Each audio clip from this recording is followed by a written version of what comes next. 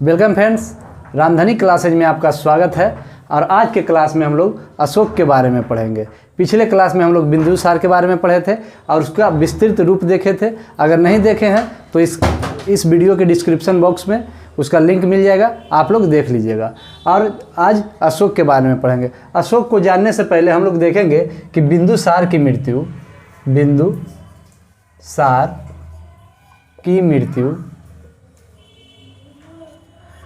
273 ईसा पूर्व में हुई। कब हुई? 273 ईसा पूर्व में। बिंदुसार की मृत्यु 273 ईसा पूर्व में हो गई। उसके बाद उस समय अशोक जो था कहाँ का प्रांतपति था? तो अवंती का। बिंदुसार की मृत्यु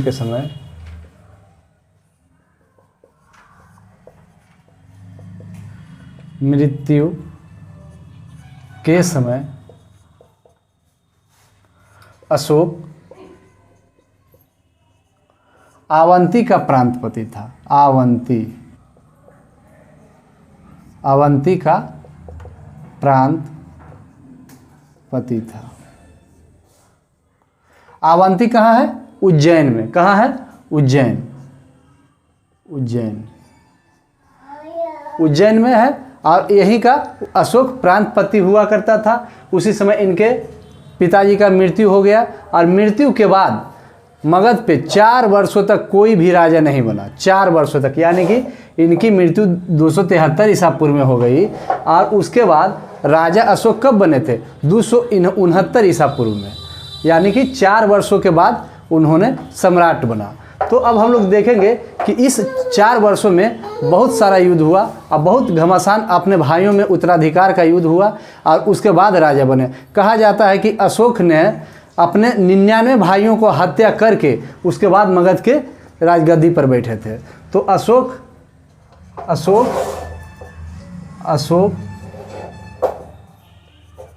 मगध का सम्राट, मगध का राजा या सम्राट कब बने? तो 269 ईसा पूर्व में। 269 ईसा पूर्व में। हम लोग बहुत ही इनका डिटेल्स से चलने वाले हैं और आज के क्लास में पूरा होगा भी नहीं, 2-3 क्लास चलेगा और इसको बेहतरीन ढंग से, क्योंकि सबसे ज़्यादा क्वेश्चन इससे अशोक से आता है। और इनका शिलालेख पढ़ेंगे। उसके बाद उन शिलालेख में कौन कौन सा मुख्य बात, उसके बाद कलिंग युद्ध के बारे में सारा बातों को हम लोग चर्चा करने वाले हैं। तो आइए हम लोग सबसे पहले हम लोग देखेंगे, इसका एक कहानी के तौर पर भी याद करने का कोशिश हम लोग करेंगे और हम पूरा भरपूर कोशिश करेंगे कि आपको इसी वीडियो में कहानी के तौर पर किसी तरह से याद हो जाए। तो आइए अब हम लोग इनके बारे में चर्चा करते हैं। तो हम लोग देखेंगे कि पहले तो मोबाइल और इंटरनेट का ज़माना नहीं था, तो राजा अपनी बात को रखे कैसे? तो राजा अपनी बातों को रखने के लिए पहले गांव में जाता था ढोल लेकर और ढोल बजाता था। और जब ढोल बजता था तो आदमी एकत्र होता था और एकत्र होने के बाद जो राजा फरमान अपना जारी करता था, वह फरमान उनका एक व्यक्ति रहता था, वह पढ़ता था। उसमें क्या राजा आदेश निकाले वह सारी बातों को वह सुनाता था। तो सब आदमी जानता था कि राजा एक चाह रहे हैं, वो चाह रहे हैं। तो अब हम लोग उन्हीं बातों को देखेंगे कि अशोक ने वो अपनी बातों को रखने के लिए बड़े बड़े पहाड़ को कटवा कर उस पर अपना जो बात रखना चाहते हैं, रोड के किनारे कोई बड़ा पहाड़ है उसको कटवा दिए और एकदम बढ़िया से पॉलिश करवा दिए। एकदम लगेगा नहीं कि वह पहाड़ में ज्वाइंट है। उस तरह से पूरा एकदम घिस करके प्लेन कर दिया जाता था और उस पे वह अपनी बातों को लिखते थे। और इसी प्रकार से शिलालेख, जो बड़ा बड़ा पहाड़ काटते थे उसे बृहद शिलालेख कहते थे, और जो छोटा पहाड़ था उसको काट कर जो प्लेन करके अपनी बात को रखे उसे लघु शिलालेख कहते हैं। क्या कहते हैं? उसे लघु शिलालेख कहते हैं। उसके बाद अगर जहाँ बड़े बड़े पहाड़ नहीं हैं, छोटा पहाड़ भी नहीं है और वहाँ पर राजा अपनी बात को रख रहे हैं, तो कैसे होगा? तो रोड के किनारे बहुत बड़े बड़े पत्थर दिए जाते थे, बहुत बड़ा बड़ा पत्थर, और उस पर लिख दिए जाते थे कि राजा क्या, मतलब अपनी राजा की बात को लिख दिए जाते थे, ताकि कोई भी आदमी वहाँ से गुजरे तो राजा की बातों को पढ़े कि अशोक क्या चाहता है और उसका क्या आदेश है। तो इसी सब को हम लोग को ध्यान में रखना है और बहुत ही आसान तरीका से पहले समझ लीजिए कि शिलालेख क्या है, स्तंभ लेख क्या है। उसके बाद पहले लड़का तो यही नहीं समझता है कि शिलालेख है क्या और उसको क्या चीज़ पे मतलब कि सिल का मतलब क्या होता है, पत्थर, यानी कि बड़े बड़े पत्थरों को जो काट करके लिखा गया बात, वही तो शिलालेख है। और जहाँ जहाँ पे पहाड़ नहीं थे वहाँ पे पहाड़ों का बड़ा बड़ा पत्थर रोड के किनारे स्थापित करके और राजा उसी पर अपनी बात को लिखते थे। तो वही बात हम लोग देखेंगे कि कहाँ कहाँ पे शिलालेख मिले और कहाँ कहाँ पे स्तंभ लेख मिले, यह सारी बातों को देखेंगे। तो पहले हम लोग शिलालेख पर चलते हैं।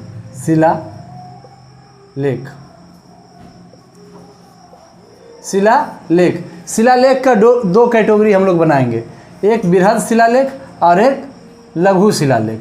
एक बृहद शिलालेख और एक लघु शिलालेख। यहाँ पे आप लिख भी सकते हैं, यहाँ पे बड़े बड़े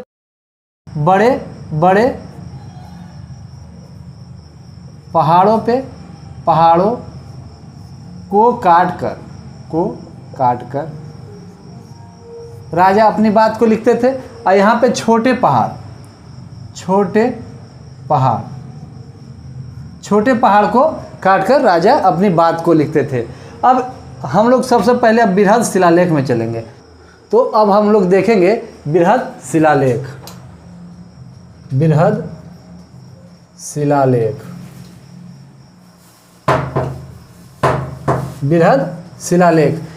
शिलालेख यह कितने स्थानों से मिला है और इसकी संख्या कितनी है, यह भी बहुत क्वेश्चन आता है एग्जाम में। तो इसकी कुल संख्या कितनी है, तो 14।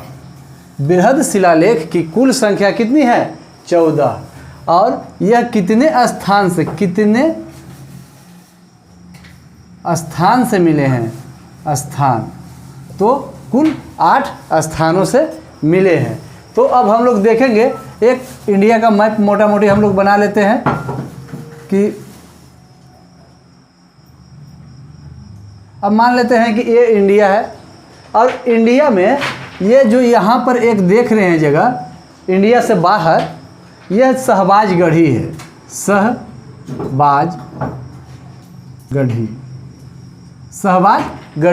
और इसी के इधर बगल में मनसेहरा है। क्या है, मनसेहरा।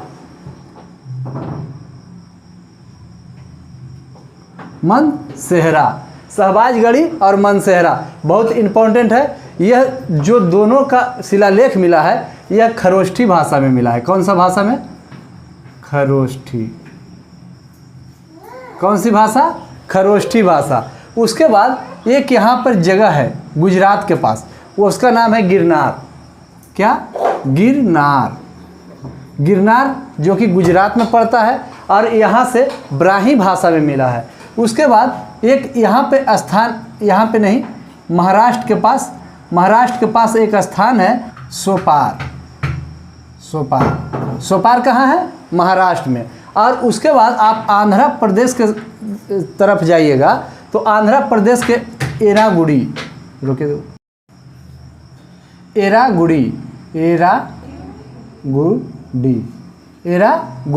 यह कहाँ, आंध्र प्रदेश, एपी लिख देते हैं, समझ जाइएगा, आंध्र प्रदेश। और उसके बाद यहाँ पे एक स्थान है, उसका नाम है क्या, धौली। क्या नाम है, धौली। और ये कहाँ है, उड़ीसा में। और एक यहाँ है जौगढ़, इसे में है जौगढ़। क्या नाम है, जौगढ़। यह दोनों क्या है, उड़ीसा में। सबका नाम भी लिख लेंगे, उड़ीसा में जौगढ़ और धौली हो गया। और सोपार कहाँ हो गया, महाराष्ट्र। और गिरनार कहाँ हो गया, गुजरात। और ये शहबाजगढ़ी कहाँ है, पाकिस्तान में। ये सब पाकिस्तान में है। और यहाँ पर एक और स्थान बच गया, वह कहाँ है, कालसी।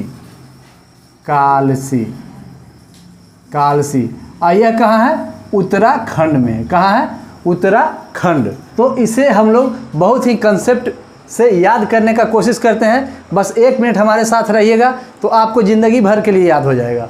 बस मैप पे देखना है कि जो ऊपर में है जो पाकिस्तान की तरफ शहबाजगढ़ी और मनसेहरा, शहबाजगढ़ी और मनसेहरा, यह जो दोनों है वह इंडिया से बाहर है और यह दोनों का भाषा कौन सी है? खरोष्टी। और बाकी जितना मिलेगा सबका ब्राह्मी भाषा है। तो यहाँ पे गिरनार, गिरनार कहाँ? गुजरात, गुजरात में है। उसके बाद सोपार, सोपार कहाँ? महाराष्ट्र। उसके बाद एरागुड़ी कहाँ? आंध्र प्रदेश। उसके बाद धौली और जौगढ़ दोनों उड़ीसा में है। उसके बाद कालसी कहाँ है? उत्तराखंड में। आजकल बच्चे का है कि ट्रिक, ट्रिक क्या है? कंसेप्ट में इसको बैठाना है, ट्रिक वहाँ पर नहीं काम करेगा। एक बार आपको ध्यान में मैप रहेगा कि हमारा कहाँ पे शहबाजगढ़ी है, मनसेहरा है, तो जैसी भाषा आ जाएगा कि खरोष्टी भाषा, ओ इंडिया के बाहर खरोष्टी भाषा है, तो तुरंत मार दीजिएगा। तो हम लोग याद करने का कोशिश कीजिए और इसे कंसेप्ट में बैठाने का कोशिश कीजिए कि ज़िंदगी भर याद रहे। ये नहीं कि ट्रिक की तरह तुरंत याद किए और तुरंत भुला जाएंगे। ट्रिक भी बताएंगे, पहले हम लोग कंसेप्ट को इसको देखेंगे और उसके बाद ट्रिक सीखेंगे तो बेहद आसान रहेगा। तो आइए अब हम लोग देखेंगे कि ये सभी कहाँ है, कौन सी भाषा?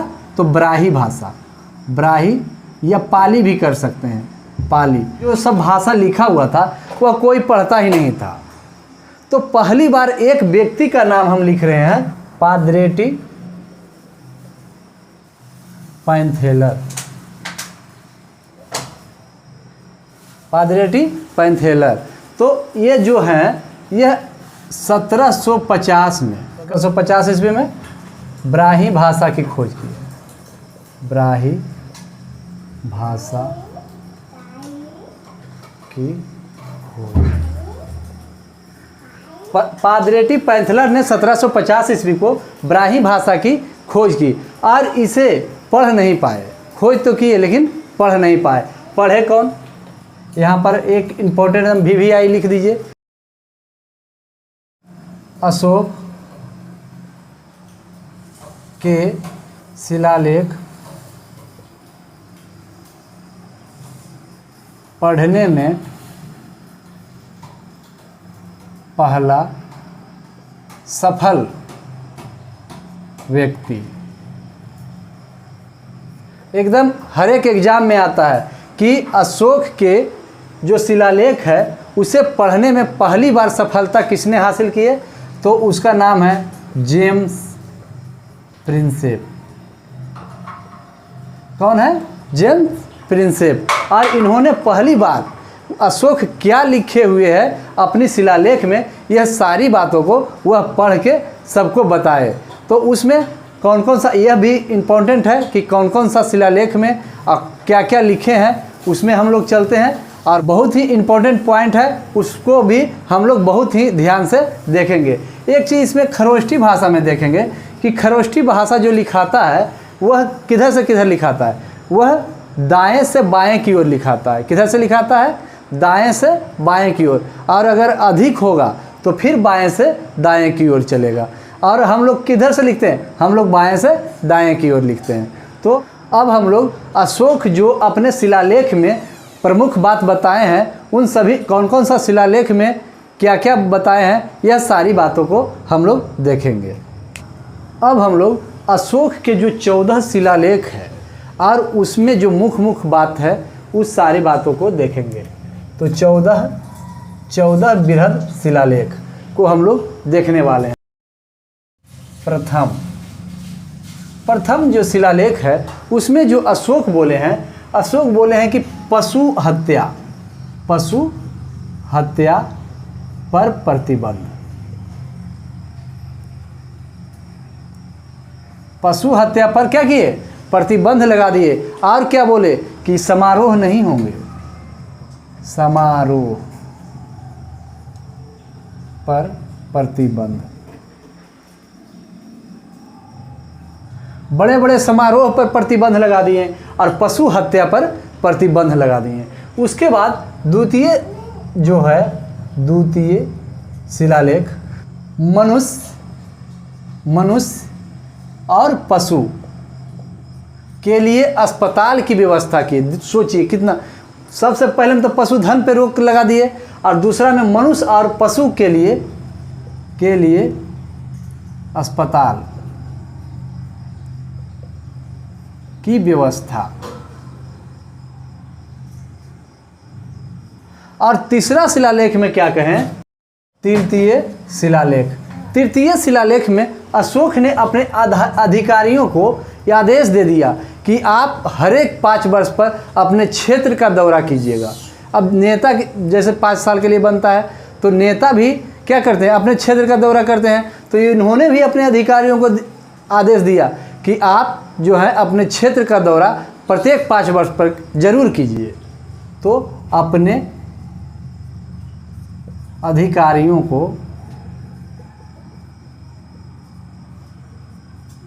को आदेश दिया कि प्रत्येक 5 वर्ष पे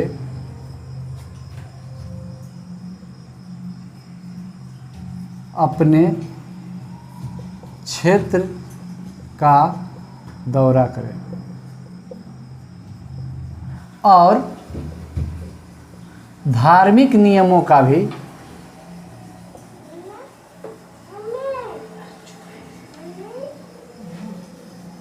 उल्लेख किया। उसके बाद हम लोग शिलालेख चौथा को देखेंगे।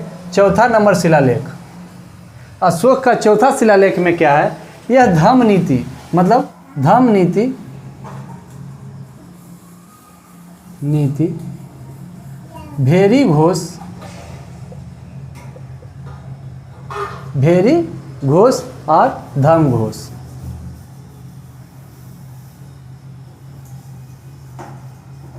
धम्म घोष की घोषणा की। उसके बाद 5वां नंबर में हम लोग देखेंगे।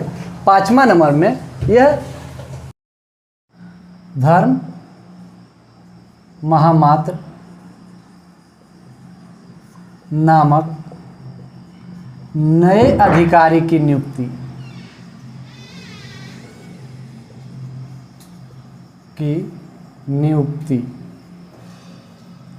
का उल्लेख। 5 नंबर में क्या है, धम्म महामात्र नामक नए अधिकारी का उल्लेख है। और 6 नंबर में क्या है, 6 नंबर में है आत्म नियंत्रण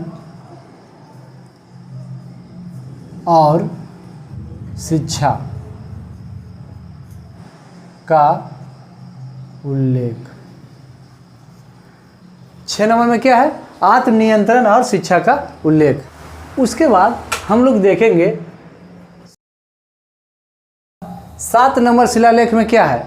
7 नंबर शिलालेख में पे लिख देते हैं शिलालेख।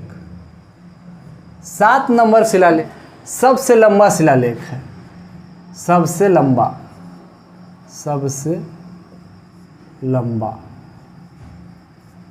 शिलालेख।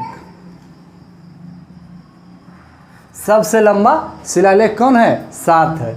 7 और 8, 7 और 8 जो है, यह दोनों में तीर्थ यात्रा है, तीर्थ यात्रा का उल्लेख। यह सब बातों को ध्यान में रखना। एग्जाम में हमेशा आता है कि अशोक का सबसे लंबा शिलालेख कौन है, तो 7वां। और अगर कह दे कि तीर्थ यात्राओं का उल्लेख कौन है, तो 7 और 8। और उसके बाद अब हम लोग इम्पोर्टेंट देखेंगे शिलालेख नंबर 10। शिलालेख नंबर 10, शिलालेख नंबर 10 में कहा है, राजा ने अपने अधिकारियों को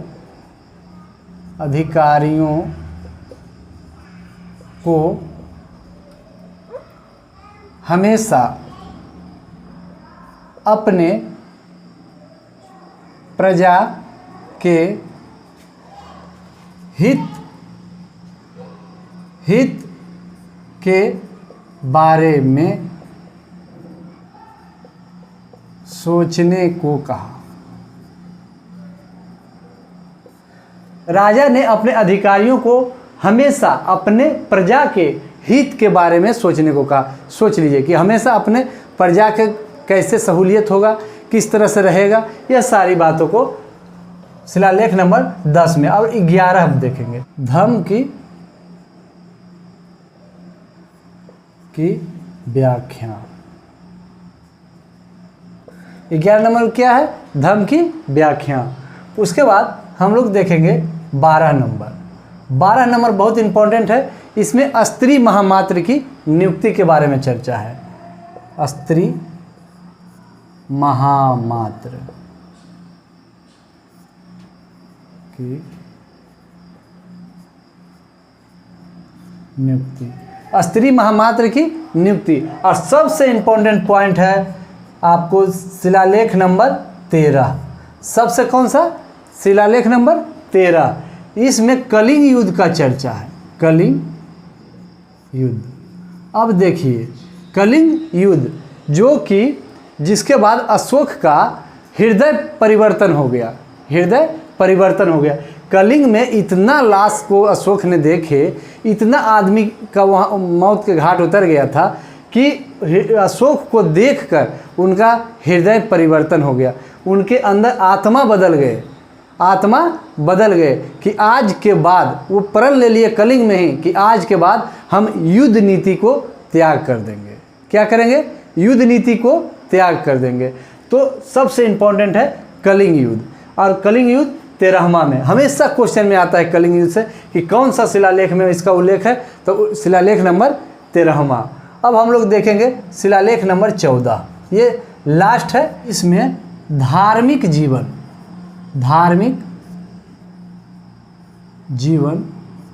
बिताने को प्रेरित किया। इन्होंने सभी को धार्मिक जीवन बिताने को प्रेरित किया। इम्पोर्टेंट बात एक और है कि एक 13 के जो है 13 नंबर जो शिलालेख था, 13 का शिलालेख का 13वां जो शिलालेख है 13वां के अतिरिक्त शिलालेख बहुत ही इम्पोर्टेंट है। बहुत ही इम्पोर्टेंट है। इसमें क्या है? इसमें लिखा है अशोक, यह कहाँ पहले ये लिख लेते हैं, धौली और जौगढ़। धौली और जौगढ़। धौली और कहाँ? जौगढ़। इसमें अशोक प्रजा मेरी संतान है। सोच लिए कितनी बड़ी बात बोले अशोक। यह 13 का ही अतिरिक्त है, 13वां का ही है खंड।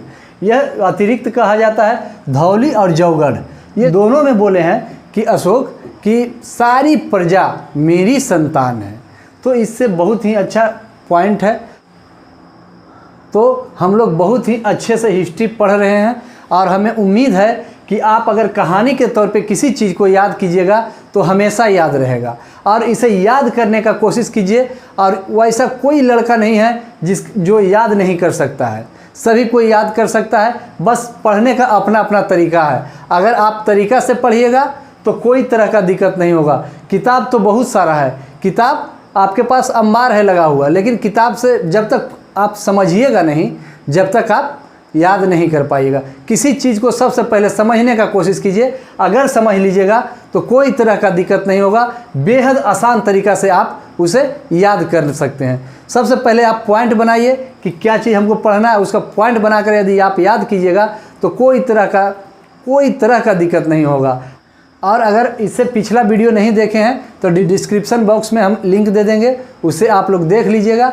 और उसके बाद अगर हमारे वीडियो अच्छा लग रहा है तो लाइक कीजिए, और चैनल पे नए हैं तो ज़रूर सब्सक्राइब कीजिए, ताकि और बेल आइकन जरूर दबा लीजिए, ताकि जब भी हम वीडियो डाउनलोड करें तो आपके पास इसका नोटिफिकेशन पहुंच जाए।